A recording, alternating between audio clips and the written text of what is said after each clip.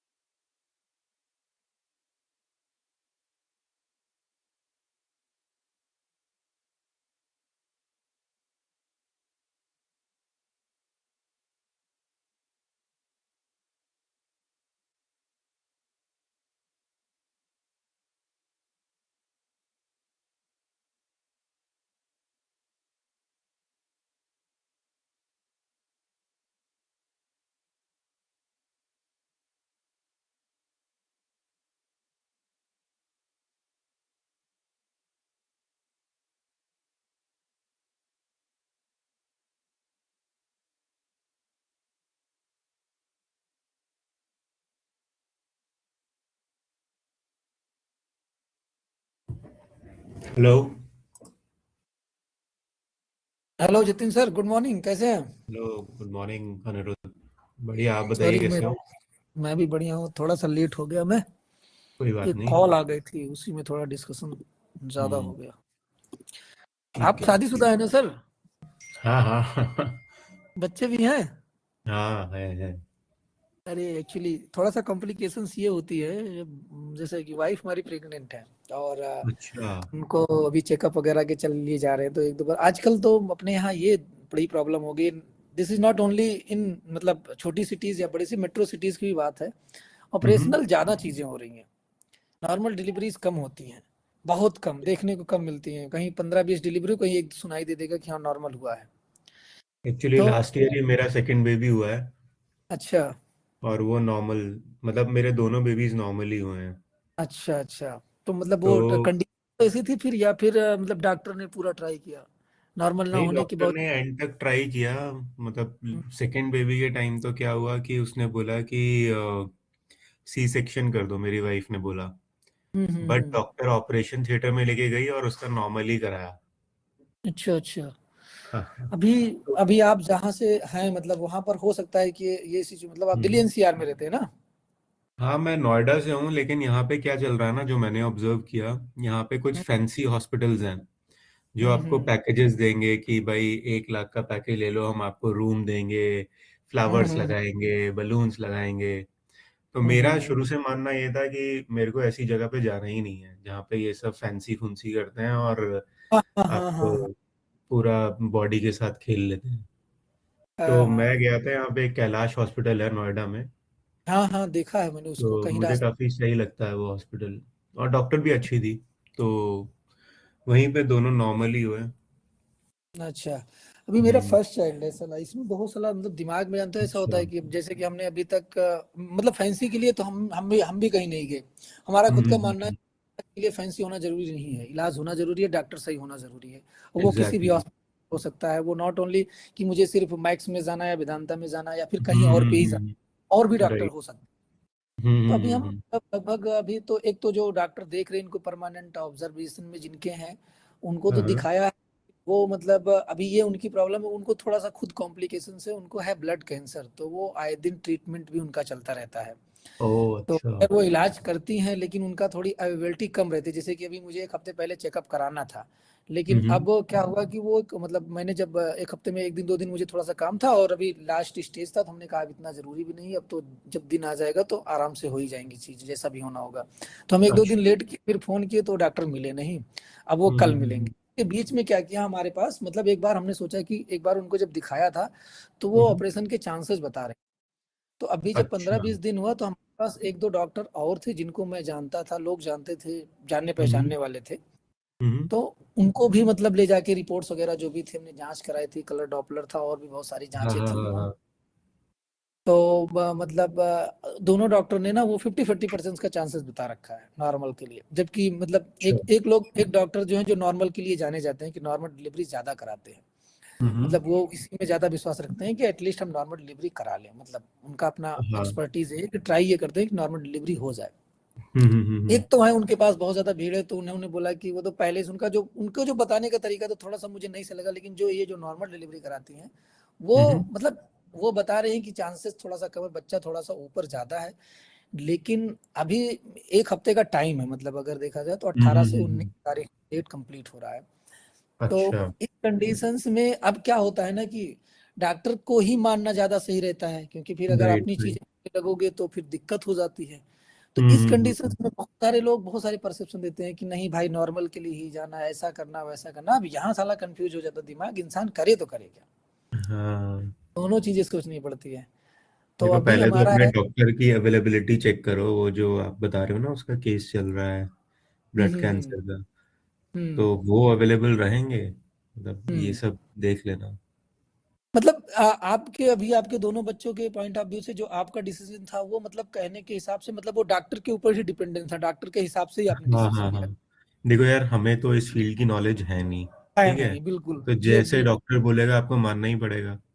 हाँ नहीं नहीं, कभी क्या होता है ना, जैसे कि हमने देखा है, हाँ। जैसे कि अभी 1-2 केस देखे हैं जो लोग वही सारे लोग ऐसे बोलते हैं, मतलब उनका केस ऐसा था हम्म। कि डॉक्टर ने मतलब एक डॉक्टर को दिखाने गए, उन्होंने ऑपरेशन बता दिया, तो बोले हम्म। कि भाई आप डिसाइड कर लो ऑपरेशन कराना है कि नहीं कराना है, तो ये ऑपरेशन नहीं कराए, दूसरे डॉक्टर के यहाँ विजिट किए। फिर वहां अच्छा। पर बोले कॉम्प्लिकेशंस है बट हम ट्राई कर सकते हैं नॉर्मल के लिए। तो फिर हम्म। ट्राई करते वक्त भी मतलब पूरी सारी चीजें की, फिर बोले कि नहीं दर्द नहीं हो रहा है, ये नहीं हो रहा है, ऑपरेशन करना पड़ेगा, लेकिन वो नहीं माने, कहे कि नहीं आप नॉर्मल के लिए ट्राई करो, अगर नहीं होगा तो फिर आप करना।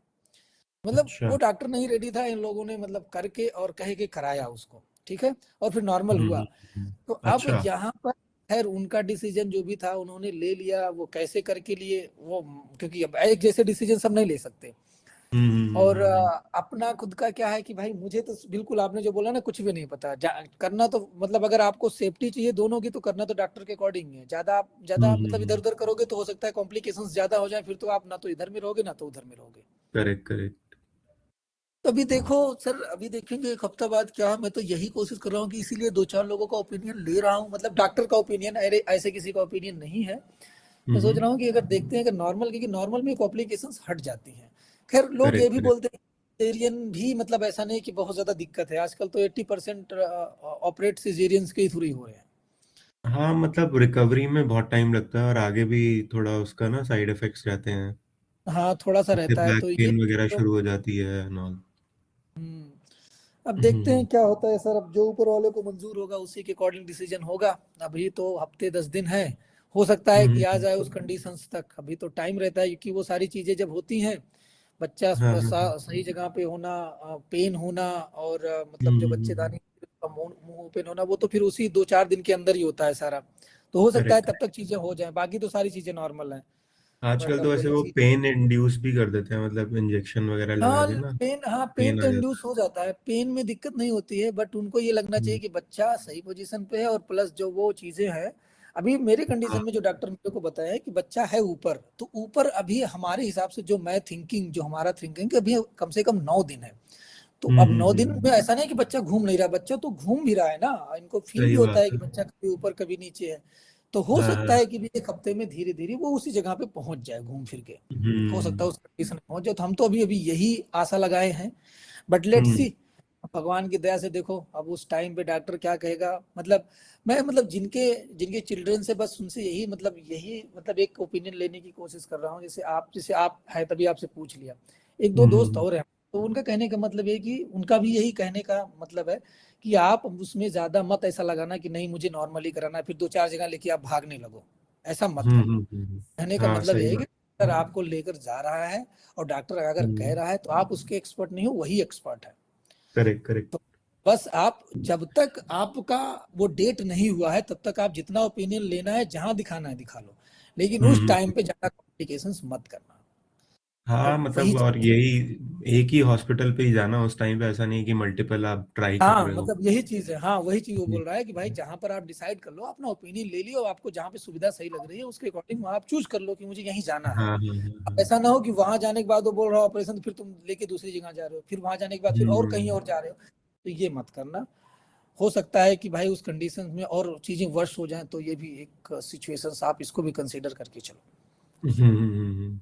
सही में। ठीक है सर, देखते हैं बाकी जो भी होगा हाँ, फिर देखा जाएगा। टेंशन मतलब सब ठीक हो जाएगा। इस हम भी टाइम यही पे हो सोच जाता रहे है हैं। तो। थोड़ा सा ये रहता है ना आज, नहीं अभी अभी जैसे कि हमने देखा है ना, हम लोग जो थोड़ा सा जिनको होता है ना, जो अफोर्डेबल है, अभी हमने हम्म, देखा है, आपको एक कहने वाली बातें हैं, जैसे कि हमारे यहाँ पर मतलब वो भी आप मोहम्मडन की आबादी भी है बहुत सारे लोग। अच्छा। और हमारे यहाँ जो डिलीवरी हम लोग कराते हैं, जैसे हम हमारे यहाँ पे 4-5 लोग हैं, हमारे मोहल्ले के लोग, हिंदू से हम्म, रिलेटेड है सारे लोग, हमारे मोहल्ले में कोई मोहम्मडन नहीं है। तो यहाँ अच्छा पर क्या हुआ कि अभी जितने भी डिलीवरी हुए तो मैक्सिमम यहाँ पे ऑपरेशन हो गए, लेकिन अच्छा। बगल वही बस्ती जो रहती है वहां पर मैक्सिमम क्या 100% डिलीवरी नॉर्मल ही हुई है, किसी का हुआ ही नहीं। मतलब वो ओह टेंशन ही नहीं लेते भाई, उनको होना है हम्म, तो होगा, ना होगा तो फिर से देखा जाएगा।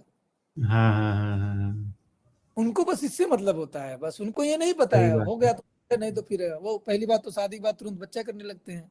हाँ और हाँ फिर वो हाँ, एक नहीं हुआ तो फिर से देखा जाएगा, वो नहीं हुआ तो फिर से देखा जाएगा। उनको इस बात का फर्क नहीं पड़ता। और हम लोग होते हैं, हर एक चीज हम लोग चाहते हैं ना प्लानिंग के साथ हो, कि भाई तीन सही साल चार बात है। साल 2.5 साल तक शादी का हमारा कोई बच्चा का प्लान नहीं था, 2 साल 2.5 साल नहीं किए, फिर प्लान किए, थोड़ा सा कॉम्प्लिकेशन है, फिर वो भी सही हुआ, हो गया।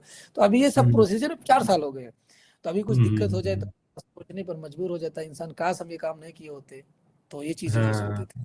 तो इसी चीज, इन्हीं सारी चीजों के लिए है, थोड़ा सा हम लोग चिंता ज्यादा करते हैं, और जो लोग चिंता हाँ, करते हैं वो ना, तो तो है। थोड़ा सा उनका सही रहता है। बात है। चलिए सर, थैंक यू। वैसे आपने जो भी दिया है उसके अकॉर्डिंग देखते हैं फिर क्या कर हम्म सकते हैं हम्म, उस हम्म, टाइम। कभी कभी होता है लोगों की चीजें बताएं आती हैं कि एक होता है ना, हाँ। ओपिनियन भी जरूरी होता है कि भाई। हम्म। पहले ही बैग वैग तैयार कर लेना, सब कुछ लेके अरे जाना। बिल्कुल बिल्कुल सर, वो सब चीजें एक्चुअली ये इसमें प्रॉब्लम्स भी नहीं है। हमारा जॉइंट फैमिली है भाई। अभी हमारी बोला ना कि अभी जब आपका स्टार्ट हुआ था उसी टाइम, मतलब हमारे हम्म, मतलब भाई, वो हमसे 1.5 साल छोटा है, मतलब शादी 1 साल 2 साल के गैप में दोनों लोगों की शादी भी हुई।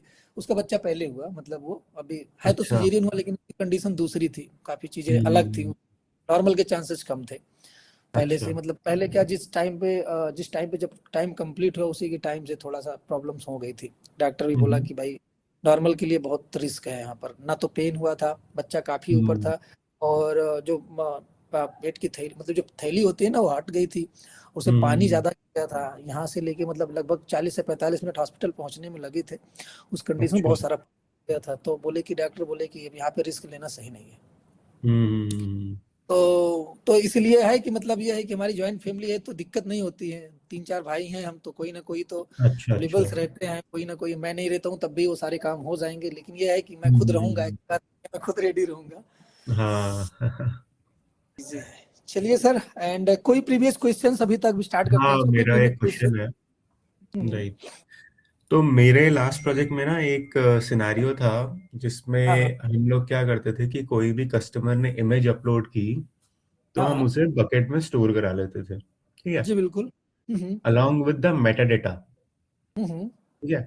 तो अब मेटा हम्म। डेटा तो शायद अपने आप जनरेट हो जाता है, राइट? अगर लेट्स से इमेज अपलोड की तो इमेज का पूरा जो मेटा डेटा होगा वो अपने हाँ, आप आ वो जाएगा, रहता है। राइट? वो रहता है, देखो मेटा डेटा कई तरीके के होते हैं। पहली बात तो मेटा डेटा बहुत सारी, देखो जैसे कि मान ली सपोज करता हूँ मैं, इस इमेज का मैं जस्ट एग्जांपल दिखा रहा हूँ, जैसे कि इमेज 1 हमने जो अपलोड किया था, इसको कर लेता हूँ डाउनलोड अभी। ठीक है, हाँ।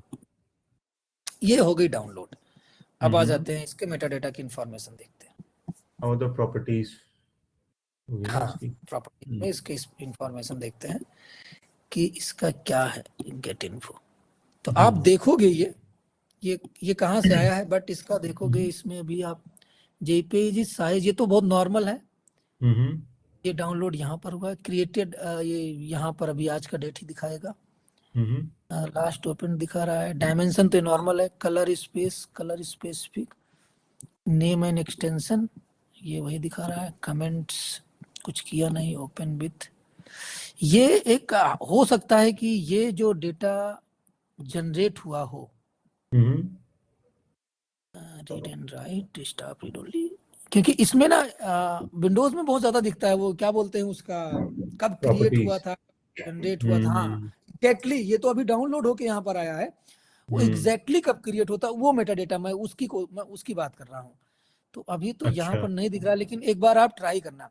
अब देखिए इसमें कई चीजें होती हैं, ये डेटा कॉपी कैसे किया गया इसके ऊपर भी डिपेंड करता है। जैसे कि हम लोगों को एक अभी रिसेंटली प्रोजेक्ट था जिसमें हम लोगों का मेटा डेटा बड़ा कंसर्न पार्ट था। मेटा डेटा में बहुत सारी इन्फॉर्मेशन ये भी आती है कि कंपनी द्वारा अप्लाई टैग्स भी होते हैं, जैसे ऑनर रिपोर्ट्स होती हैं, ऑनर डिटेल्स होता है, किस प्रोजेक्ट्स के लिए गया है उसका, ऐसे भी एक मेटा डेटा इन्फॉर्मेशन होती है डेटा की।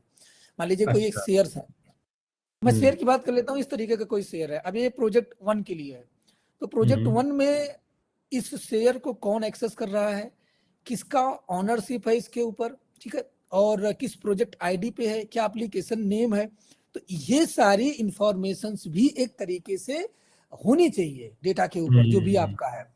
तो ये हमारा बड़ा कंसर्न था, जो डेटा हम कॉपी कर रहे थे वहां पर ये सारी चीजें थी और मुझको एज ए टिस लाना था। तो उसकी 2 तरीके होते हैं, एक तो कॉपी करने का तरीका बहुत सारे आते हैं, जैसे एक टेरा कॉपी आता है, नाम सुना होगा।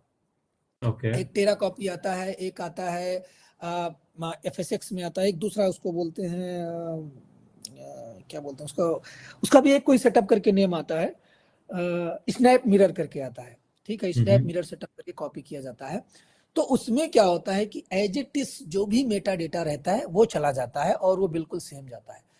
तो आपकी कंडीशन में जो S3 में डेटा जा रहा था, वो पहली बात तो यहाँ पर मुझे एग्जैक्टली दिख नहीं रहा, आप नॉर्मली अपने लैपटॉप से चीजें अपलोड करना, पहले उसका डिटेल ले लेना, ठीक है, और उसका स्क्रीनशॉट लेना, फिर दूसरा अपलोड करना, फिर वहां पे देखना कि दोनों में क्या चीजें एग्जैक्टली दिखा रही है दोनों जगहों पर, ठीक है, नहीं और तो देखना वो चीजें कॉपी हो गई। मेरा एक इसके बाद भी एक क्वेश्चन था कि लेट्स से अब उसमें क्या होता था ना कि जैसे मेरा जो यूज केस था ना उसमें क्या था कि कस्टमर ने एक साइट पे अपलोड कर दी इमेज, ठीक है, अब वो इमेज हमारे बैकएंड पे स्टोर हो जाती थी S3 बकेट में, लेकिन उसके साथ उसकी चेकसम वैल्यू भी स्टोर होती थी।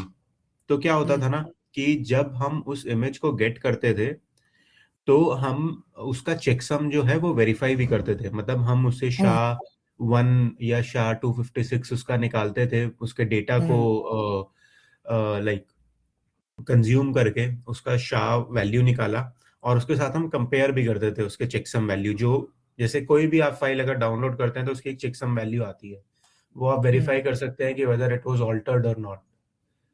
तो मैं ये जानना चाहता था कि जो ये मेटा डेटा वाला टैग है ऑब्जेक्ट्स के साथ, इसमें हम लोग डिफाइन कर सकते हैं कि मतलब कुछ भी जो अपलोड हो रहा है उसका चेकसम निकल जाए या कुछ और हो जाए, हाँ, मतलब डिफाइन कर कस्टमाइज कर सकते हैं। सकते जब हैं। आप अपलोड करते हैं डेटा, मैं जस्ट आपको दिखा रहा हूँ, इसमें मैं एक अपलोड किया, मैं अपलोड पे जा रहा क्योंकि हूँ, ये सब चीजें ना ठीक है, दूसरी टीम ने की थी तो मुझे इतना आइडिया नहीं है इस चीज का। ठीक है। अब यहाँ पर आप परमिशंस पे आओगे तो ये तो आपको चीजें दिख रही, बट प्रॉपर्टीज में अगर आप आओगे तो स्टोरेज क्लास हुआ, यहाँ पर भी देखो ये चेकसम का ऑप्शन आ रहा है ना, राइट। तो ये रिकमेंडेड दिख रहा है। अब इसके अकॉर्डिंग आप ट्राई कर लो, जो भी अच्छा। आप देख रहे हो उसमें, तो वो हाँ लगा हाँ हाँ। सकते हैं। प्लस इसमें कोई एडिशनल टैग आपको उस टाइम लेकर जाना है तो आप, मतलब ये इस पर्टिकुलर ऑब्जेक्ट का टैग रहेगा, ये बकेट का टैग नहीं करेक्ट रहेगा, पर्टिकुलर करेक्ट ऑब्जेक्ट करेक्ट। का टैग। हम्म इस मेटा डेटा देखो, ये तो हो गया आपका चेकसम का, ये हम्म हो गया मेटा डेटा ऑप्शनल, क्योंकि हम लोग इसको यूज नहीं करते। तो यहाँ पर देखोगे, आप टाइप देख लो, यूजर डिफाइंड है, तो आप देख लो क्या क्या चीजें, क्या वैल्यू आपको डालनी है। तो ये नहीं एक तो तरीके अगर से लेट्स देखा से जाएगा, सिस्टम डिफाइंड है अगर तो चूज भी कर लो। तो यहाँ पर देख लो कंटेंट टाइप, कैश कंट्रोल, ये अपना इसके अकॉर्डिंग जो AWS में अवेलेबल है, सिस्टम डिफाइंड है, आप हाँ। डिफाइन कर लो इसमें, तो ये कर अच्छा, अब सकते हो आप। लेट्स से अब मेरा एक क्वेश्चन है, यहाँ पे अगर मैं यूजर डिफाइन करता हूँ और मैं यहाँ देता हूँ की में चेकसम वैल्यू और मुझे वैल्यू चाहिए जो उसका ऊपर चेकसम निकला है वो, तो मैं यहाँ से क्या ये वैल्यू पॉपुलेट करा सकता हूँ?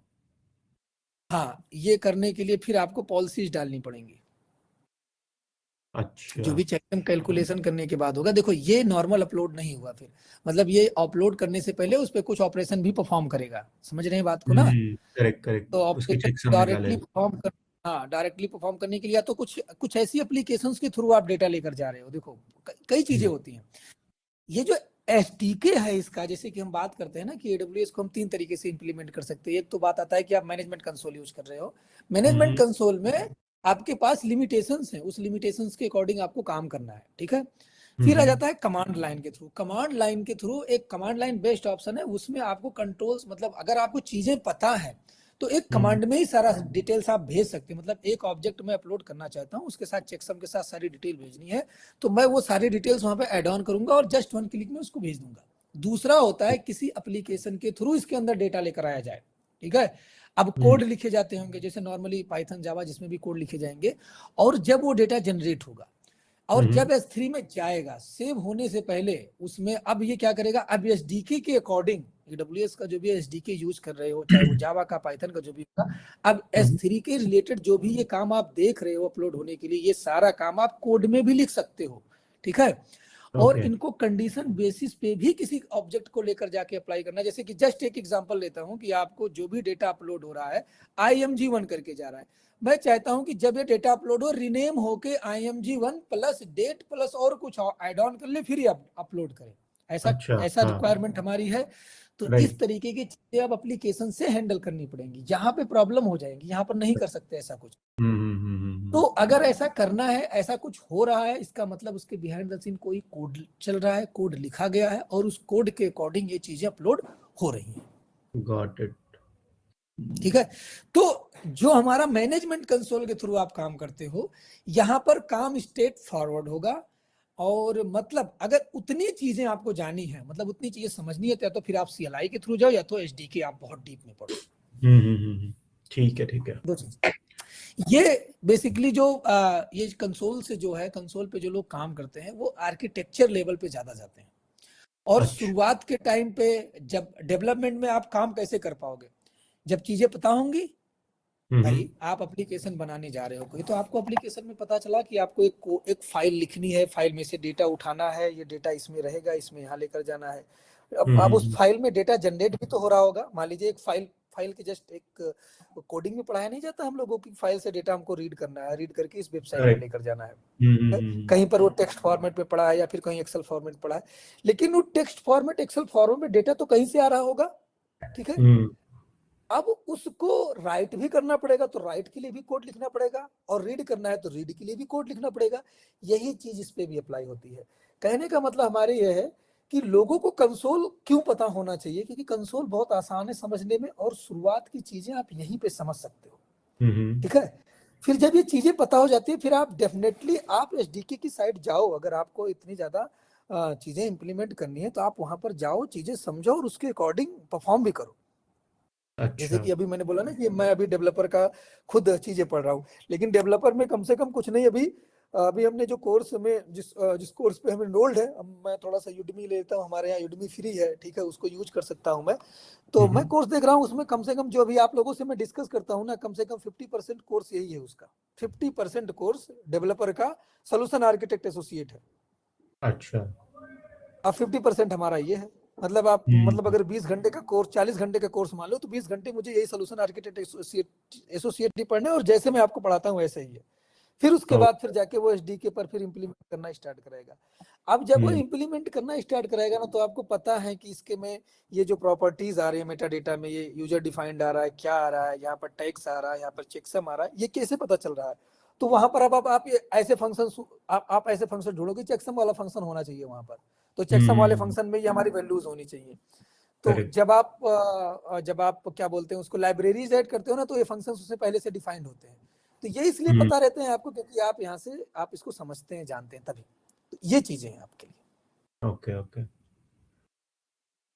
ठीक है। Any other things? एक और चीज थी, ये S3 ट्रांसफर एक्सेलरेशन क्या होता है?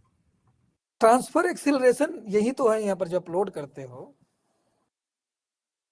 बकेट जब क्रिएट करते हो, सॉरी, बकेट में जाओ, मैं एक लैब्स 102 पे जाता हूँ, जस्ट एक एग्जांपल लेता हूँ, एंड प्रॉपर्टीज पे जाओ, तो ट्रांसफर एक्सेलरेशन ये ऑप्शन है। ये डेटा को फास्टर ट्रांसफर करने के लिए यूज किया जाता है। मतलब आप अभी इंटरनेट के थ्रू लेकर जाएंगे ना, तो थोड़ा सा जो भी इंटरनेट की स्पीड बहुत सारी चीजों पर डिपेंड करता है, लेकिन ट्रांसफर एक्सेलरेशन आपसे कॉस्ट लेता है। तो क्या करता है ये, इंटरनेट के बाद वो मतलब ये कुछ अलग से URL देता है, उस URL पे जाके आपको डेटा अपलोड करना होता है। एक होता है ना कि हमने एक अपने जैसे हमने घर का अपने एड्रेस बनाया है, तो एक तो बताया कि भाई एक तो ऐसे बता दिया कि सारे लोगों के लिए ओपन किया रास्ता, वो घूम के यहाँ से फिर इस चौराहे से लेकर आए। एक हमने स्ट्रेट फॉरवर्ड रास्ता बना रखा है कि ऐसे सिंपल सा आ जाओ। तो जब घूम के आप जा रहे हो तो चीजें कॉम्प्लिकेशंस हो रही हैं और टाइम लग रहा है। लेकिन जो एक फास्टर रूट बनाया है वो सबके लिए नहीं है, जो वहां तक आना चाहता है उसके लिए स्पेशल कॉस्ट, ट्रांसफर एक्सीलरेशन का कॉस्ट लगता है। तो जब इसको इनेबल करते हो ना तो आपको इस तरीके का एक यूआरएल मिलता है। अब इस यूआरएल का यूज किया जाता है डेटा ट्रांसफर करने के लिए, एडिशनल फीस लगती है। ठीक है। तो जब भी डेटा अपलोड करोगे तो नॉर्मल ना जाके इस पाथ के थ्रू जाएगा, तो वो मतलब चीजें कोई देखता भी है कि अगर वहाँ मुझे पहुंच। हैवी फाइल अपलोड करनी है एंड आई हाँ, नीड इट क्विकली, तो मैं इस सर्विस का यूज कर सकता हूँ। बिल्कुल बिल्कुल। इसके अलावा और कुछ मल्टी ऐसा पार्ट, भी होता है क्या कि मल्टी पार्ट अपलोड हो जाता है कुछ? हाँ मल्टी पार्ट अपलोड अब ऑप्शन था, मुझे लगता है कि अभी हटा दिया है कि नहीं, यही आ जाता था प्रॉपर्टीज में वो multi part upload, default encryption, server transfer acceleration, हटा दिया, आई थिंक हटा दिया है मल्टी पार्ट अपलोड। अच्छा, तो वो अभी नहीं होता है? पहले था, मतलब मल्टी पार्ट अपलोड था। Okay okay. देखो मेटा डेटा यहाँ पर भी आपको देता है और आपको बताता भी है कैसे क्या करना है ना। तो मेटा डेटा इसलिए हम लोगों का, क्योंकि डेवलपमेंट से रिलेटेड ज्यादा है, तो इसीलिए हम लोग इस पे कम फोकस्ड रहते हैं, मतलब हम नहीं, कम अभी मैंने देखते क्या किया ना, अभी मैंने ऐसे ही ये एक बकेट बनाई और उसमें ये क्रिएट कर दिया मेटा डेटा, ठीक है। फिर हैं। मैंने एक फाइल अपलोड की, लेकिन उसमें कुछ एक्स्ट्रा चीजें तो आई नहीं। नहीं नहीं, इसमें मेटा डेटा देखो यहाँ पर बोल रहा है कि मतलब आप मेटा डेटा को जब आप configure for your bucket, create a configuration to generate and store object metadata in S3 managed metadata tables as long as the configuration is active on the bucket. S3 continuously update the tables to reflect the latest changes to your bucket. तो मतलब वो होगा, मतलब आप एक बार अगर आप कर चुके हैं तो एक बार दिखाना मुझे क्या क्या। एक्चुअली मैंने इसको कभी किया नहीं है, ये भी बता देता अच्छा, हूँ, क्योंकि हमारे यहाँ पर अगर इस तरीके का कुछ होगा तो हम नहीं मैनेज करते हैं उसको। Okay okay. स्क्रीन शेयर करूं? कैसे हाँ कर एक मिनट सकते रुक जाओ, मुझे आपको ना बनाना पड़ेगा। हैं? अब आप कर सकते हो। हम्म।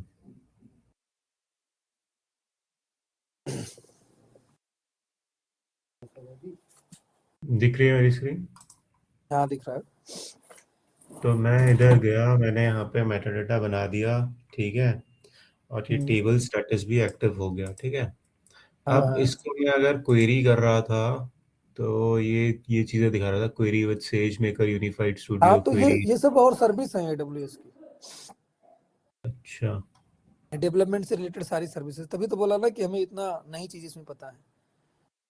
नहीं तो इतने ये इसमें सेज में वो वहां पर जाएंगे तो चीजें मिलेंगी आपको, ऐसा नहीं है। क्लिक करो आप इस पे। ये रहा अब ना इन्वेंट्री,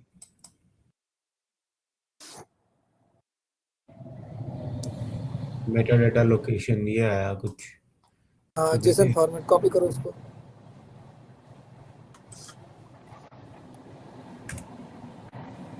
नहीं ना ना ना, वो हिट नहीं हुआ है, कुछ तो गया है उसमें गड़बड़। इसमें तो ये यूआरएल नहीं है ना, एक्चुअली S3 का वो है। इंटर करिए, तो इंटर करिए। ये आई थिंक CLI से कॉल होगा ना। हाँ हो सकता है CLI से, या फिर टेबल पे जाइए, टेबल का भी एक ही लिंक दे रहा है, टेबल वाली लिंक पे जाइए। जो टेबल की लिंक है, सब लोकेशन अलग अलग है, वो वहां पर जाना पड़ेगा। मेटा डेटा लोकेशन से वेयर हाउस लोकेशन, नीचे देखो ये दिया है एक। कहाँ पे? मेटा डेटा लोकेशन के नीचे वेयर हाउस लोकेशन भी दिया है। वो तो वेयर हाउस की लोकेशन हो गई ना। ये भी तो कहाँ टेबल है एक्सेसिबल होगा, ये S3 बकेट हो गई। तो सेज मेकर वगैरह या फिर जो भी बता रहा है वहां पे जाना पड़ेगा आपको सर्विसेज में, जाइए उस इसको सर्विस अगर में। मैं प्रीव्यू करूँ तो? आप देखिए, रुक जाइए, आ रहा होगा कुछ। हाँ, इसमें आना चाहिए। नल ID delete size 510 TB last modified it है स्टोरेज क्लास इस मल्टी पार्ट नो इंक्रिप्शन हाँ इस देखो, ये आ रहा बकेट। है ना चेकसम, ये आता था मेरे उसमें ना। हाँ तो वो ऐसे ही है यहाँ पर क्वेरी। बाकी आप देखोगे तो यहाँ पे क्वेरी पे जाइए, क्वेरी पे क्या ऑप्शंस आ रहे हैं। एक्सप्लोर नहीं किया ये सारे फीचर्स को। देखो एथेना और उसमें लेकर जा रहा है ना, मुझे पता है कि वहीं पर लेगा, क्योंकि ये सारा काम एथेना और सेज मेकर में ज्यादा, मतलब उसका यूज करते हैं, सर्विसेज डेवलपर यूज करते हैं उसको कुछ अपनी चीजों को ऐड करने के लिए। हम लोग नहीं यूज किए हैं, या फिर हमारे यहाँ इनेबल्ड होगा तो मुझे मतलब मैं अब उसको यूज ना करके वो डेटा आ रहा होगा, मैं अभी इनेबल नहीं किया हूँ। हमारे यहाँ कुछ जगहों पर जैसे प्रोजेक्ट्स में क्या होता है ना, कुछ एक स्टैंडर्ड डिसाइड कर लिया जाता है, तो स्टैंडर्ड वो ऑलरेडी उस अकाउंट में फोर्स कर दिया जाता है कि कोई बकेट बनेगा तो उसमें मेटा डेटा ये इतना जाएगा ही जाएगा, या कोई सर्वर डिप्लॉय होगा तो इसमें 5 टैग 10 टैग होने ही होने चाहिए। तो ऐसा फोर्स कर दिया जाता है तो चीजें नहीं पता हो पाती हैं। नहीं, तो जैसे मैंने एक डाउनलोड किया, ठीक है, यहाँ पे मैंने पहले अपलोड किया, फिर मैंने ये चीज डाउनलोड की, ये रहा, ठीक है। इसकी अगर मैं प्रॉपर्टीज में देखूं तो देखते हैं क्या क्या आ रहा है। ये तो ठीक है, डिजिटल सिग्नेचर, सिक्योरिटी, ये तो आपका उसमें आएगा, डिटेल्स में जाओ। कैमरा नहीं, इसमें भी कुछ खास नहीं आया। डिटेल्स में जाओ, जो कुछ भी होगा डिटेल्स में होगा, और कहीं पर कुछ नहीं दिखे। और तो windows selected, computers owner file, नहीं एक मिनट रुक जाइए, देखना चाहिए। File location, data created, size, attributes, ऊपर जाओ। नहीं, इसमें भी कुछ नहीं होगा। मुझे लग रहा था कि वो चेकसम वगैरह उसकी वैल्यू दिखाएगा यहाँ पे, बट उसने दिखाया नहीं। एडवांस पे जाइए। नहीं, इसमें भी नहीं है। तो बेसिकली मैं चाह रहा था कि ये जो मेटा डेटा है, ये हम कैसे देख सकते हैं बेसिकली, कि क्या ये जेसन फॉर्मेट में ही आएगा? हाँ, मतलब वो आपको उसमें ही देखना पड़ेगा। अभी यहाँ पर जो कुछ भी दिख रहा है आपको जाना पड़ेगा उस लोकेशन पर, और थोड़ा सा सेज मेकर और एथेना के बारे में समझना पड़ेगा। बट कुछ तो होगा कि हम इसे गेट कर सकते हैं। इसने S3 पूरा उसका पाथ तो दे दिया है, ठीक है। S3 बैक चाहिए, देखिए कोई बकेट तो नहीं बनाया S3 इस तरीके से। ये रहा ना, AWS S3 ये बनाया है इसने। इसके अंदर दो टेबल, आप S3 AWS S3, नहीं ये नहीं है। और बैक जाओ, अमेजॉन S3 पे जाओ, टेबल बकेट बनाया है अमेजॉन S3 पे जाओ। आप जनरल पर्पस बकेट पे जाओ। क्रोमा टेस्ट आपने ये बकेट बनाया है। हाँ, ABC, इसने ना टेबल बनाया, बकेट नहीं बनाया है। हाँ, मतलब इसका जो मेटाडेटा स्टोर हो रहा है वो टेबल में हो रहा है। हाँ, वो टेबल बनाया है। वो टेबल का वो मुझे है कि वहीं से आपको जाके देखना पड़ेगा, सेज मेकर या एथेना से कुछ और करना पड़ेगा, तो फिर वो डिटेल्स आ सकती है। बट यहाँ से मतलब ऐसा कुछ नहीं होगा। वो भी एथेना सेज मेकर वाले सर्विसेज को थोड़ा सा एक्सप्लोर करना पड़ेगा।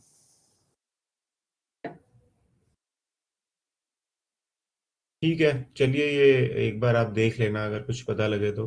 हाँ ठीक है, कुछ होता है तो दिखता हूँ। वैसे एथेना सेज मेकर मैंने काम नहीं किया, बट फिर भी देखता हूँ मेटा डेटा वाला जो ये ऑप्शंस है वो क्या क्या एग्जैक्टली हो सकता है, उसके बारे में थोड़ा और डिटेलिंग में जाता हूँ। हाँ, मतलब कुछ तो होगा कि हम URL से ही उसका जेसन डेटा निकाल लें। हाँ, उसको कुछ होना देखूंगा, चाहिए। देखता हूँ। चलिए, हाँ, एक बार। ठीक है, लेट्स स्टार्ट। ओके, तो अभी हमने 2 सर्विस पढ़ी, स्टोरेज और एक सर्विस पढ़ी हमने, इसके बाद फिर हमने पढ़ा कंप्यूट और स्टोरेज। 2 सर्विस हमारी कंप्लीट हुई। अब हम तीसरी एक सर्विस पढ़ने चल रहे हैं जिसको बोलते हैं identity access and management, IA। ठीक है, आइडेंटिटी एक्सेस एंड मैनेजमेंट एक सर्विस है जिसको आप AWS के अकाउंट को मैनेज करने के लिए यूज करते हैं। ठीक है, IA।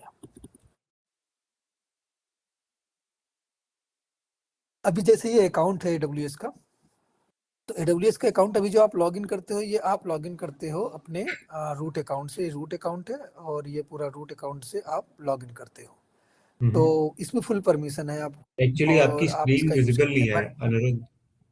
हाँ, एक मिनट रुक जाना। ऐसे आपको टेक प्रेजेंटर में बताना जब विजिबल हो जाए। अच्छा, एक और चीज अभी मेरे दिमाग में आई कि ये जो डेटा होता है, और या फिर बकेट की एक्सपायरी हम कब तक सेट कर सकते हैं? लेट्स से हम बोलते हैं कि we will store the data for 6 months, तो वो चीज हम कहाँ सेट कर सकते हैं यहाँ पे? बकेट पे नहीं सेट कर सकते। आपको बकेट को मतलब एक्सेस प्रिवेंट, मतलब नहीं डालना है किसी को, ना कर सके इसमें अपलोड, तो आप वो जाके सेटिंग्स कर सकते हो, कुछ हटा सकते हो, लेकिन बकेट की एक्सपायरी नहीं सेट होती है, डेटा की एक्सपायरी सेट होती है जो इसके अंदर है। हाँ, तो जो वो हम इसी में बोलते तो हैं ना हुआ ना। डेटा रिटेंशन पॉलिसी, वो हाँ, कहाँ तो पे यहाँ सेट पर होता तो है ना, लाइफ साइकिल जब कॉन्फ़िगर करते हो तो उसमें डेटा एक्सपायर सेट कर सकते हो कि आफ्टर 360 डेज या 90 डेज के बाद ये डेटा एक्सपायर हो जाए। है? ओके ओके दिखाया तो ओके। था आपको, हाँ, अगर मुझे प्रोजेक्ट ध्यान लाइफ नहीं आ रहा। ठीक है। रहा है, देखो ये ना, expire current version of object यहाँ पर मेंशन कर दो, ओके, डेट यहाँ पे डाल, उतने दिन बाद इसको ठीक है ठीक एक्सपायर है। कर दे। ओके अनिरुद्ध, ठीक है।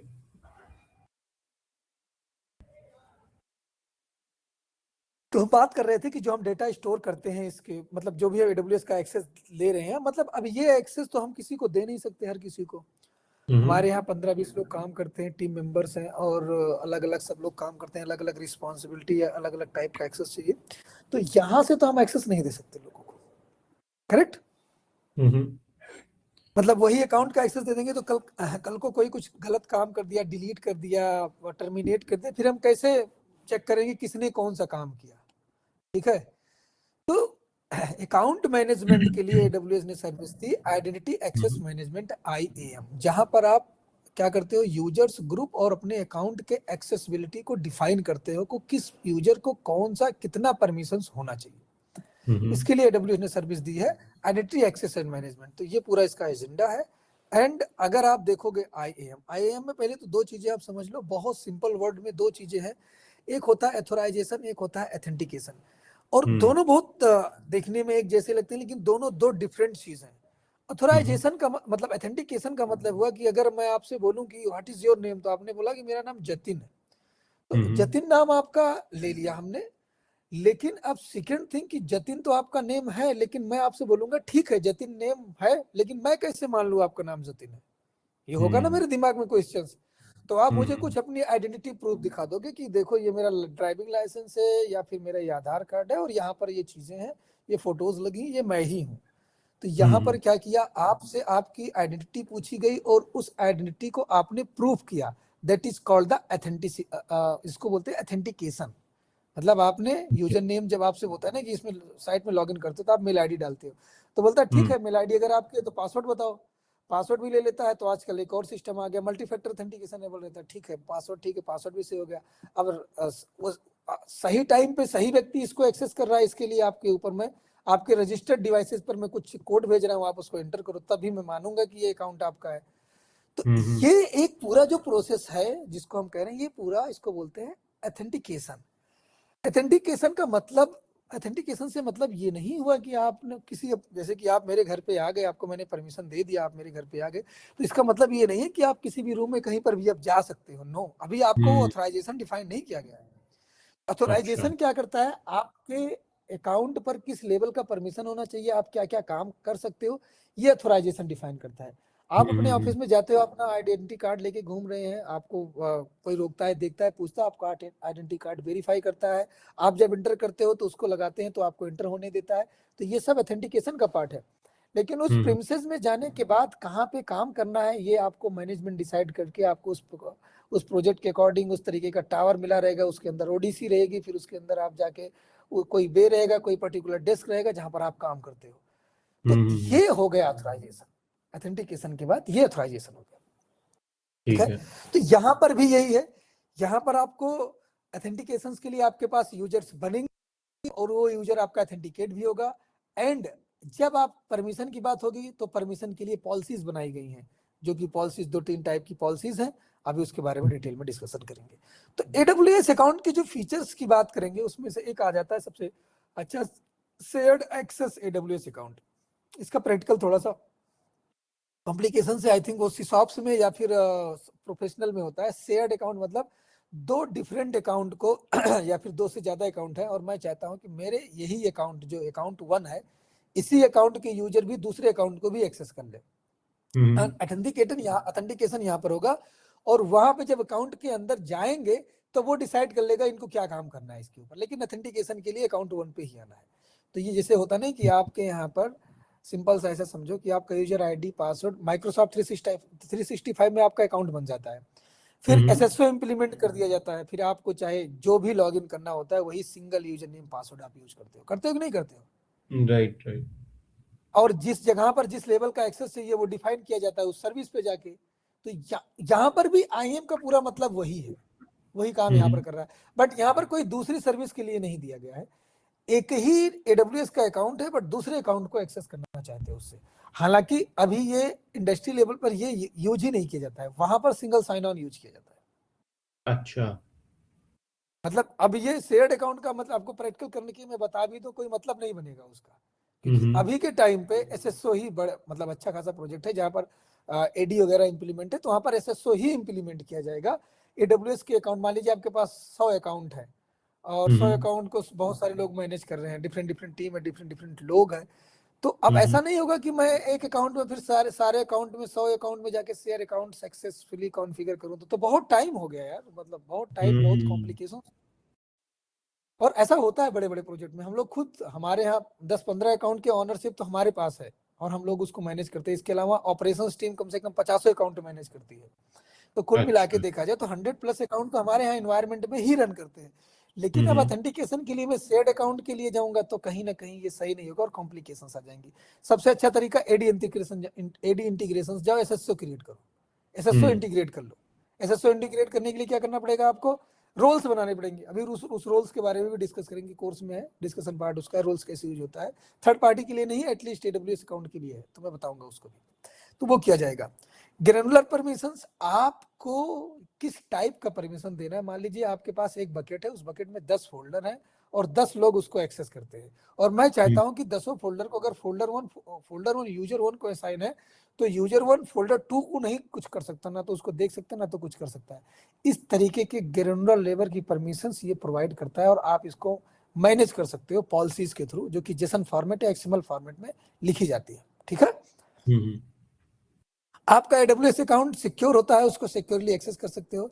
MFA इनेबल कर देते हैं, आजकल मैंडेटरी हो गया MFA इनेबल करना, तो हम लोग MFA भी इनेबल कर देते हैं। आइडेंटिटी फेडरेशन, ये भी एक है कि जो भी आपके एग्जिस्टिंग यूजर्स हैं उसको भी सपोर्ट करता है। Identity information for assurance, eventually consistent, free to use, इसके कोई पैसे नहीं देने होते हैं। मतलब इसमें कोई ऐसा नहीं डाउन टाइम है, कुछ ऐसा है कि होता नहीं कि अगर आपने एक्टिव डायरेक्टरी या डोमेन वगैरह कॉन्फ़िगर किया है, अगर डोमेन डाउन जाएगा तो सब कुछ डाउन चला जाएगा, लेकिन यहाँ पर ऐसा नहीं है, यहाँ पर ऐसा नहीं है ना। तो ये भी एक है अपना फीचर्स है, तो अपने अकॉर्डिंग आपको जो भी सुटेबल लगता है उसके अकॉर्डिंग ये कॉन्फ़िगरेशंस किए जाते हैं। आगे चले जाते हैं। आइडेंटिटीज के लिए हमारे पास यूजर्स होता है, ग्रुप होता है और रोल्स होता है। यूजर्स, सिंपल सी बात है, यूजर नेम पासवर्ड जो भी हम लोग क्रिएट करते हैं उसकी अपनी अलग अलग आइडेंटिटी अलग यूजर की होती है, तो ये हमारा यूजर हो गया। ग्रुप्स सिमिलर काइंड के वर्क करने के लिए, जैसे कोई डेवलपर टीम है उसके लिए डेवलपमेंट ग्रुप हमने बना रखा है, तो उसमें लोगों को ऐड कर देंगे तो वो सब उस ग्रुप से बिलोंग करने लगेंगे। फिर हम जो पॉलिसी होगी या जो एक्सेस पॉलिसी होगी हम उस ग्रुप पे अप्लाई कर देंगे तो वो सारे लोगों पे अप्लाई हो जाएगा। तो ये है ग्रुप। ठीक है, यूजर्स, वही जो यूजर्स हम लोग क्रिएट करते हैं बनाते हैं वो हमारे यूजर्स हो गए। फिर आ जाता है रोल्स। अभी जो हमने थर्ड पार्टी इंटीग्रेशन बताया, SSO का इंटीग्रेशन हो गया, AD का इंटीग्रेशन हो गया, यहाँ पर रोल्स आ जाता है। AWS की सर्विसेज कोई दूसरे AWS सर्विस को एक्सेस करना चाहे तो ये हमारा रोल्स के थ्रू होगा, क्योंकि हर एक सर्विस AWS की इंडिपेंडेंट होती है। यहाँ तक कि जो बकेट्स आप बनाते हैं वो सारी बकेट्स इंडिपेंडेंट होती है। तो अगर एक, जैसे हमने देखा अभी आप बकेट में देखा हमने ना कि एक रोल, जब हम लोग रेप्लिकेशंस कर रहे थे तो एक रोल बनाना पड़ा था। तो जब रोल उसमें बनाए थे तो रोल में क्या हुआ हमारा जब रोल बनाए तो रोल में हमारा ये हुआ कि रोल्स के क्रिएट करते के टाइम पे वो परमिशन दिया इस बकेट को उस बकेट में डेटा सेव करने के लिए। तो रोल्स के through service to service communications भी किए जाते हैं। जैसे क्लाउड वॉच में आपको इवेंट लेकर जाना है, क्लाउड ट्रेन में आपको लॉग लेकर जाना है, नोटिफिकेशन सेंड करना है, कोई और वर्क ट्रिगर करना है, लैम्डा कुछ रन करे और हमारा EC2 सर्वर डिप्लॉय हो जाए, S3 बकेट में कुछ चेंज हो जाए, ऐसी जगह जहां पर AWS की एक सर्विस दूसरी सर्विस को कॉल कर रही है वहां पर भी रोल्स यूज होता है। ठीक है, third party appliances, third party integration, तो रोल्स यूज ही होता है। प्लस AWS सर्विस भी अगर एक दूसरे से कम्युनिकेट कर रहे हैं उस कंडीशन में भी रोल से ही यूज होता है। ठीक है, यूजर टाइप की बात करोगे तो हमारे पास 3 टाइप्स के यूजर होते हैं। एक होता है रूट यूजर, जो कि हम लोग सारे लोग जो यूजर क्रिएट करते हैं जिस नेम से अकाउंट बनाते हैं उसमें एक रूट यूजर होता है। तो एक खत्म हो गया। दूसरा होता है IAM यूजर, जो आप क्रिएट करते हो AWS पे। तीसरा होता है फेडरेटिंग और एग्जिस्टिंग यूजर, जो पहले से एग्जिस्टिंग यूजर होते हैं, जैसे हमने AD वाला कॉन्सेप्ट बताया, SSO वाला कॉन्सेप्ट बताया, उसमें यूजर्स पहले से बने होते हैं। माइक्रोसॉफ्ट 365 पर यूजर हैं और ऑथेंटिकेट भी हो रहे हैं, बस हमको क्या करना है, किसी तरीके से उसको कॉन्फ़िगर कर लेना है। तो ये होता है फेडरेटिंग और एग्जिस्टिंग यूजर। ठीक है, क्लियर है? हाँ। जब भी बड़े प्रोजेक्ट पे काम किया जाता है तो सबसे पहले रूट अकाउंट को अवॉइड किया जाता है यूज करने के लिए। सारे काम करने के लिए रूट अकाउंट नहीं यूज किया जाता है। बिलिंग अच्छा। से रिलेटेड इंफॉर्मेशन, कुछ स्पेशल परमिशन जो किसी और अकाउंट से नहीं हो सकते, रूट अकाउंट से ही पॉसिबल है, उसी केस में रूट अकाउंट का यूज किया था। नहीं तो फिर जितने हमारे यहाँ पर यूजर्स होते हैं, जो लोग इस पे काम करने वाले, उनके लिए यूजर नेम पासवर्ड हम लोग क्रिएट करके उनको दे देते हैं, उनको ग्रुप तो में अब ऐड कर जैसे देते हैं, उनको। मेरी मेरी जो भी करंट ऑर्गेनाइजेशन है उसमें SSO इम्प्लीमेंटेड है, तो उसका मतलब है कि हाँ, हम फेडरेटिंग एग्जिस्टिंग यूजर्स वाला ये यूज कर रहे हैं। बिल्कुल। वहां पर क्या होगा ना, किसने क्या किया होगा, एक रोल्स क्रिएट किया होगा। हम्म। तो जब आप लॉगिन करोगे ना SSO से, तो मैं अपने AWS पे लॉगिन करूंगा तो जाएगा और पूछेगा कौन सा रोल आपको असाइंड है। जब उसे, जैसे कि आप जब उसमें जाओगे ना, जब आप उसको लॉगिन करोगे तो ऑथेंटिकेशन के लिए तो पहले जाएगा आपके पास SSO से ऑथेंटिकेट होके आएगा कि भाई हाँ, कि जतिन नाम का यूजर ही इसको एक्सेस कर रहा है। अब जब आ गया ऑथेंटिकेशन, आपका प्रूफ हो गया, तो वो चेक करेगा कौन सा रोल असाइन है, रीड ओनली है, जो भी आप रोल बनाए रहोगे उसके अकॉर्डिंग, रीड ओनली है, ऑपरेशन है, क्लाउड ऑपरेशन है, सपोर्ट है, डेवऑप्स है, डेवलपमेंट रोल है। तो वो रोल आपका वेरीफाई होगा ड्यूरिंग दैट टाइम, और जो भी रोल उस यूजर्स के लिए असाइंड होंगे, उस बिहाफ पे वो उस AWS अकाउंट के अंदर चला जाएगा। ओके, अगर जैसे एक सर्वर है, EC2 इंस्टेंस है, उसके एक यूजर के लिए 2 रोल्स असाइंड है, तो वो जब हम लॉगिन करेंगे तो वहां पे दिखाएगा which role you want to log in. हाँ, AWS अकाउंट में दिखाएगा। जब हाँ।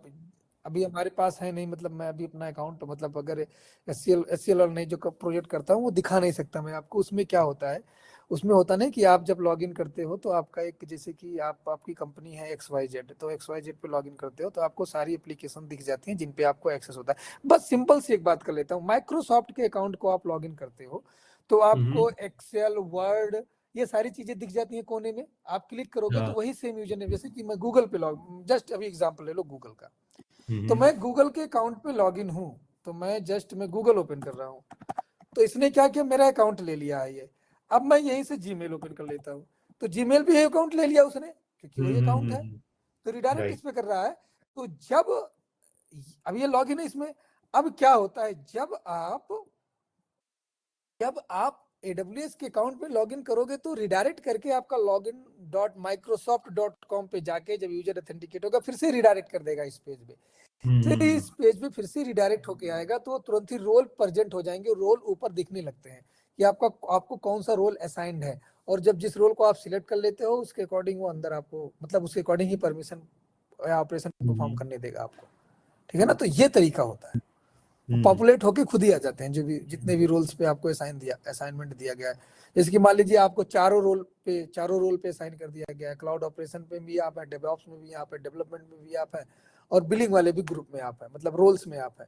तो अब लॉगिन करने के लिए पूछेगा भाई आप कौन से रोल के लिए जाना चाहते हो। तो मान लीजिए आप डेवलपमेंट वाला काम करने जा रहे हो, तो आप बोलोगे मैं डेवलपर्स वाले रोल के लिए जाऊंगा, तो डेवलपमेंट वाले रोल के लिए आपको अंदर कर लेगा, आपको सारी परमिशन डेवलपमेंट वाली मिल जाएगी। ठीक है, तो यहाँ पर रोल्स, अब भाई रोल्स मैनेज करना आसान हो गया कि हर अकाउंट में हमने कुछ 10-15 गिने चुने रोल्स बना दिए, और जिनको एक्सेस करना होता है मैंने उसी रोल के अकॉर्डिंग उसको परमिशन दे दिया। ना तो ग्रुप मैनेज करना पड़ा, ना तो यूजर मैनेज करना पड़ा, कुछ नहीं मैनेज करना पड़ा, सिर्फ रोल मैनेज करना पड़ गया हमको। ठीक है ना, ओके। क्लियर है? Yes yes. ओके, तो रूट यूजर, IAM यूजर, तो मैंने क्या बोला कि रूट यूजर को अवॉइड किया जाता है, यूज नहीं किया जाता है। यूजर्स क्रिएट किए ले जाते हैं, उनको फुल परमिशन अगर चाहिए तो एडमिनिस्ट्रेटिव एक्सेस, इनका जॉब फंक्शंस बना होता है, वो फंक्शंस हम इनको असाइन कर सकते हैं उस लेवल के फंक्शंस के लिए। ठीक है, how to sign in IAM user, तो ये भी आपका है। तो प्रैक्टिकल हम लोग ना कल स्टार्ट करते हैं। कल अगर ठीक है अवेलेबिलिटी आपकी रहेगी, कहीं प्लान नहीं रहेगा तो बता देना, तो हम कल कनेक्ट कर लेंगे। ठीक है। ठीक है। ठीक है, तो कल आप कनेक्ट करते हैं, कल IAM का प्रैक्टिकल करेंगे, और IAM का प्रैक्टिकल में यूजर्स ग्रुप्स का प्रैक्टिकल कर लेंगे। और उसके बाद रोल्स के प्रैक्टिकल को रोल्स को समझ लेंगे, प्रैक्टिकल करेंगे वीपीसी कंप्लीट होने के बाद, क्योंकि फिर ना IAM S3 वीपीसी सब एक साथ यूज हो जाएगा, ठीक है। ठीक उस है। प्रैक्टिकल में ना सारा रिकॉल हो जाएगा, तो एक साथ सब यूज कर लेंगे उसको। और उस प्रैक्टिकल को आप जब भी करोगे तो आपका S3 IAM role EC2 VPC सब एक ही प्रैक्टिकल में आ जाएगा। तो वो ठीक है। अच्छा ठीक। प्रैक्टिकल रहेगा। 1 से 1.5 घंटे उस प्रैक्टिकल को करने में लगते हैं, सिर्फ प्रैक्टिकल। बाकी हम लोग अभी IAM का कल कंप्लीट करते हैं, फिर स्टार्ट करेंगे हम लोग वीपीसी। वीपीसी में टाइम है, ठीक है। ओके। तो उसके अकॉर्डिंग चलो बाय। अनिरुद्ध, एक लास्ट क्वेश्चन है। हाँ हेलो, जी, हाँ जी, बताइए। है आपके पास 5 मिनट्स है ना? हाँ हाँ, बोलो बोलो। हाँ, यार नहीं नहीं, कोई अभी दिक्कत नहीं, बताओ। अभी क्या होता है ना, हमें अभी जो मेरी ऑर्गेनाइजेशन है उसमें हम लोग क्या करते हैं, हमने ना जैसे बहुत सारे कस्टमर्स हैं, ठीक है। हर एक कस्टमर हाँ के लिए जो भी आउटबाउंड कॉल्स होती है ना, उसके लिए हम उसका एक वी होस्ट बनाते हैं हाँ हाँ AWS पे। तो उसके लिए हाँ बूटस्ट्रैप वगैरह रन होता है, बहुत सारी चीजें होती हाँ हैं। हाँ तो अब जब मैंने उनसे पूछा तो उन्होंने बोला कि हर एक कस्टमर का सर्टिफिकेट अलग होता है, इसीलिए हम लोग आउटबाउंड के लिए एक वी होस्ट बनाते हैं। हाँ हाँ जो मुझे अपने कलीग से आंसर मिला। हाँ जबकि हाँ। मैं उसे बोल रहा था कि यार इसका ऑल्टरनेट तो सिंपल है, हम कस्टम की स्टोर बनाते हैं, उसमें सारे सर्टिफिकेट्स डाल देते हैं और एक ही होस्ट से हम कॉल कर लेंगे। But hmm. वी होस्ट हम क्यों बनाते हैं अलग से? अच्छा, ये एक बात बताइए, कस्टमर एक है, उनका एप्लीकेशन डिफरेंट है कि डिफरेंट कस्टमर ही है? डिफरेंट कस्टमर्स हैं। तो फिर वो फिर सही नहीं हुआ ना कि आप एक ही जगह से हाँ। लेकर जा रहे हो। मतलब अगर मतलब देखा वही जाए, मुझे, अच्छा वो सही नहीं हुआ, मतलब उनके लिए हमें अलग अलग वी होस्ट चाहिए, आप ये बोल रहे हो? बिल्कुल चाहिए। क्यों क्यों भाई, एक ही मतलब सिंपल सी बात है। हमारे पास हम्म 10 कस्टमर हैं, ठीक है। हम्म और हम 10 कस्टमर को अपनी सर्विस प्रोवाइड कर रहे हैं, तो हमारी प्रायोरिटी क्या है कि हमारे 10 कस्टमर का जो एक कॉन्फिडेंशियलिटी होती है वो बरकरार रहे ना। किसी का डेटा किसी पे यूज नहीं कर सकते हम ना। नहीं, डेटा बात कैसे यूज समझो। होगा? डेटा ना तो ना यूज ना। हो ही नहीं सकता। देखो, 10 नहीं। कस्टमर्स हैं, हम उन्हें हमारे यहाँ से हम उनकी एपीआईज कॉल कर रहे हैं, ठीक है। हाँ हाँ हाँ। और सर्टिफिकेट उसने मुझे बोला कि हम लोग वो लोग डिफरेंट सर्टिफिकेट्स यूज करते हैं, इसीलिए हम अलग अलग वी होस्ट बना देते हैं। तो यार अच्छा, अगर एक एक ही चीज मुझे मशीन। हम्म हाँ बिल्कुल, मुझे एक चीज इससे पहले बताना, फिर आप अपना कंप्लीट करना। ये जो आपके कस्टमर हैं, वो खुद का वो अकाउंट देते हैं कि आप उनको सर्विस अपने AWS अकाउंट में बना के दे रहे हैं, ये बताइए पहले।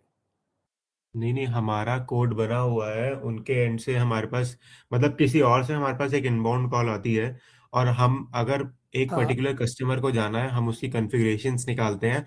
एज पर द कॉन्फ़िगरेशन हम हाँ उनकी एपीआई कॉल करते हैं। बिल्कुल। हाँ, होता है ठीक ऐसे। है। और इसके लिए 10 बनाने की जरूरत भी नहीं है, एक ही से काम हो जाएगा। जो आप बोल रहे हो वो किया जा सकता है, ऐसी कोई दिक्कत नहीं है। हाँ। कॉम्प्लिकेशंस क्या आ रही है वो उनको बताना पड़ेगा, क्यों ऐसा नहीं कर रहे हैं। अब देखो, हम्म यहाँ पे प्रोजेक्ट्स मैनेज जो मैं आपसे बोला ना कि ये क्यों हो रहा है, देखिए यहाँ पर अलग चीजें होंगी। जैसे कि हम एक प्रोजेक्ट पे काम करते हैं, ठीक है। हम्म तो प्रोजेक्ट में मान लीजिए हमारे पास उस प्रोजेक्ट में 50 एप्लीकेशन रन कर रही है, प्रोजेक्ट एक ही है। तो वो हम्म लेकिन बिलोंग करता है एक ही प्रोजेक्ट से। तो भाई हम उनके एक ही अकाउंट में कुछ कर सकते हैं।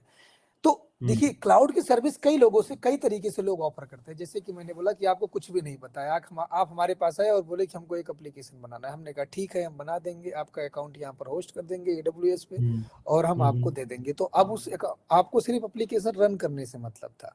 हम अकाउंट हम्म अपने नाम पे बनाएंगे, आपको एप्लीकेशंस रन करने देंगे, आपका एप्लीकेशन रन भी करेगा, आपके डेवलपर्स वगैरह को हम अपने अकाउंट से दे देंगे। होता नहीं कि हमने एक डेटा सेंटर्स ओपन कर रखा था और जितने भी कस्टमर हम्म आते थे उसी से रिलेटेड हम सर्विसेज दे देते थे।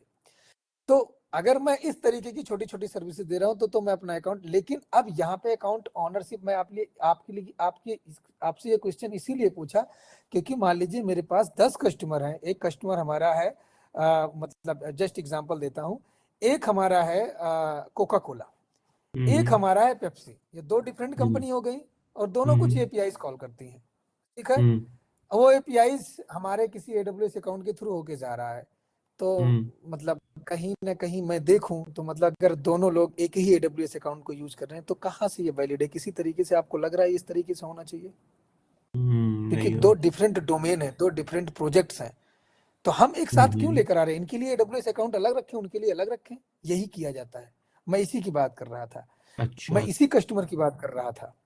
अब मान लीजिए कोका कोला है, जस्ट एग्जांपल समझो। हम्म प्रोजेक्ट सेग्रीगेशन किया कैसे जाता है, ये बहुत प्लानिंग की बात होती है।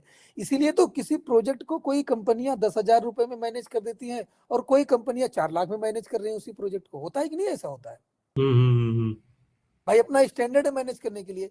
तो हम लोगों के यहाँ क्या है भाई, कस्टमर की कॉन्फिडेंशियलिटी जिसको बोलते हैं, उनकी सीक्रेसी बहुत इंपॉर्टेंट रखती है। जहां तक हम लोगों को तो ये भी होता है कि हम्म ड्यूरिंग एनी इंटरव्यू, या जब तक मैं उस प्रोजेक्ट पे हूँ तब तक, मतलब मैं उस प्रोजेक्ट के बारे में कोई एक्सटर्नल डिस्कशन कहीं नहीं कर सकता, इंटरनल चीजें उस प्रोजेक्ट की नहीं बता सकता कि ऐसी राइट। चीजें की गई हैं।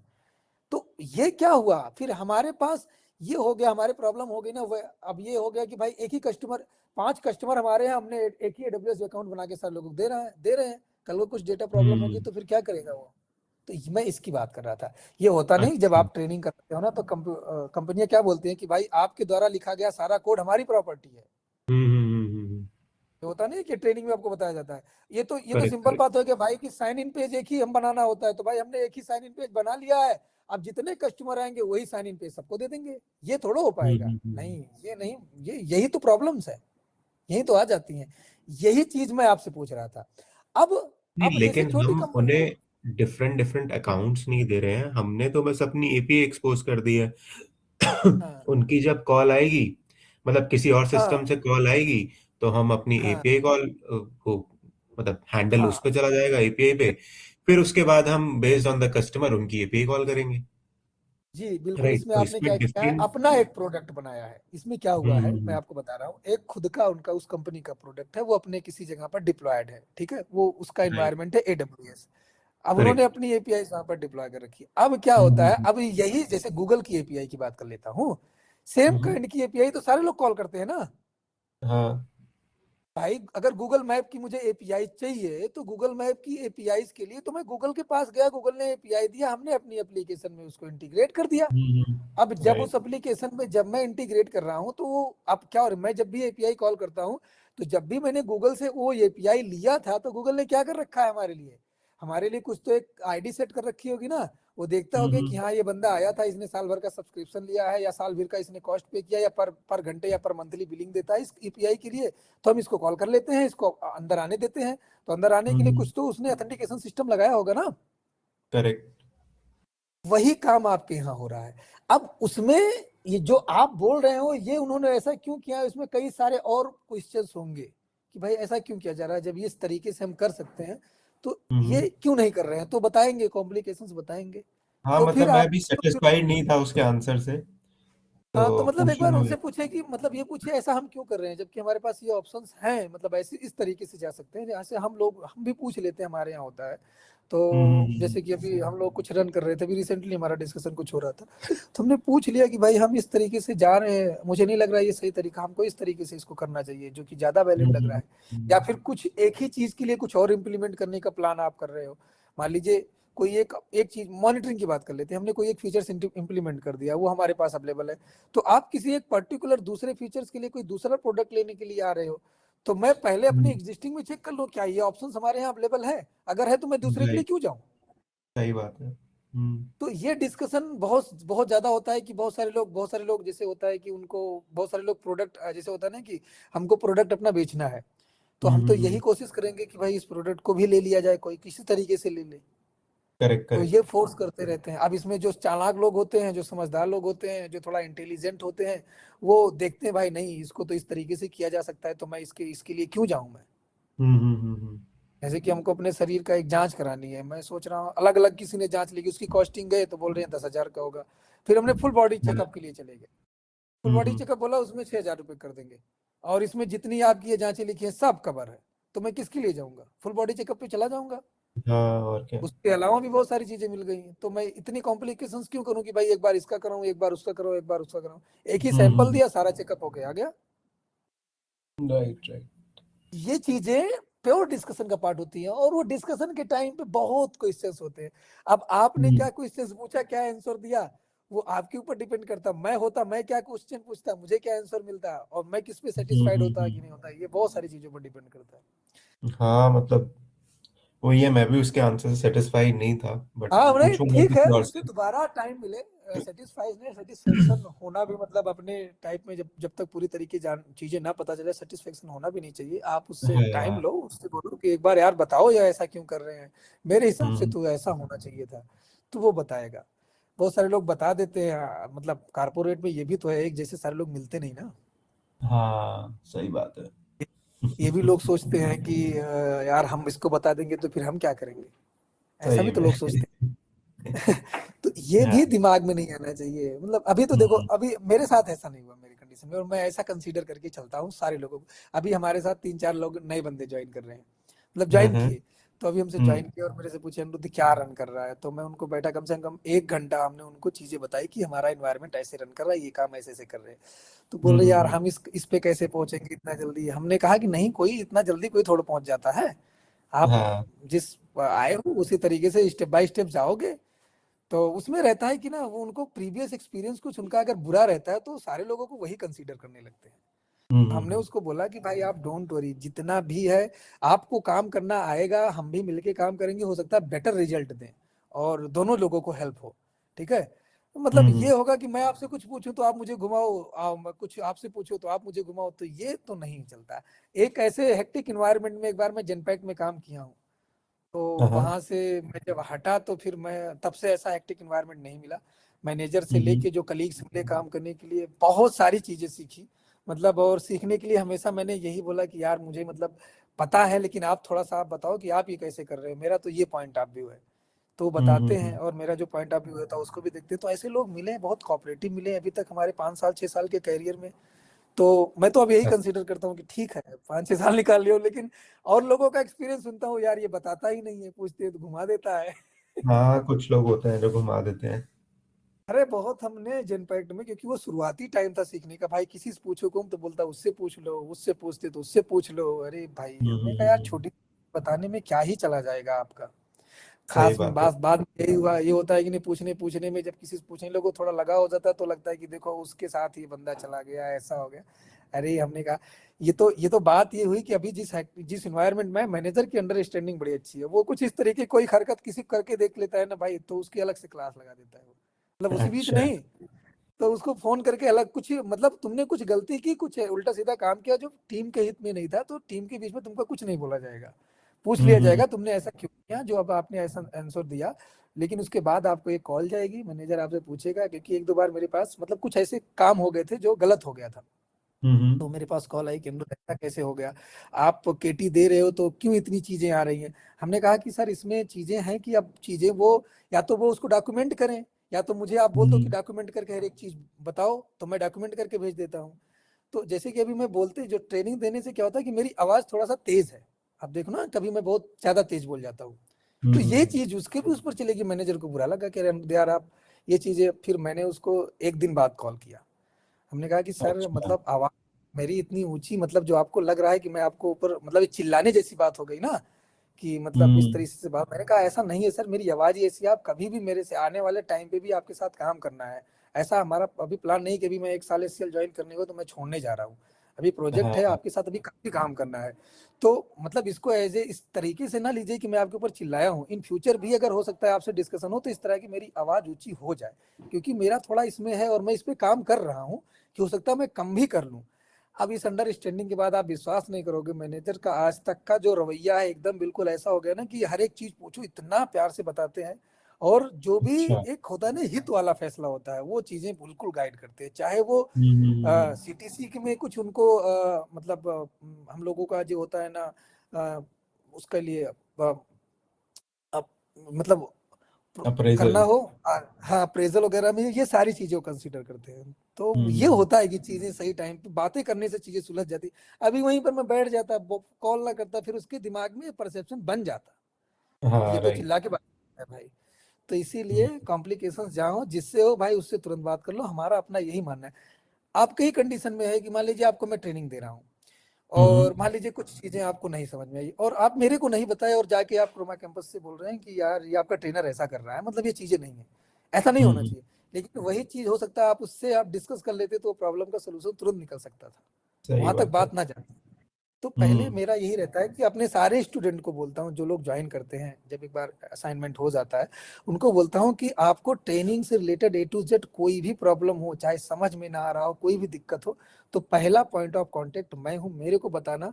मैं नहीं सॉल्व करूंगा, आपको घुमाऊंगा, तो फिर आप क्रोमा कैंपस के पास जाना, मतलब जो भी मैनेजमेंट में है उनके पास जाना, करेक्ट लेकिन करेक्ट। पहले मैं ही बताऊंगा, और मुझे ही करना है, ये भी समझ लेना। दूसरे के पास इतने आसानी से असाइनमेंट नहीं होता है, चीजें बहुत राइट दिक्कत राइट। हो जाती है। ओके सर, तो एक बार उनसे चलिए। डिस्कस करना और पूछना ये चीजें क्यों है, तो हो सकता है आपको हाँ और हाँ डिटेल में दें, अगर देने लायक होंगे तो। हाँ, किसी और से भी पूछता हूँ मैं। ठीक ठीक। ठीक है, thank you. Okay. You are currently the only person in this conference.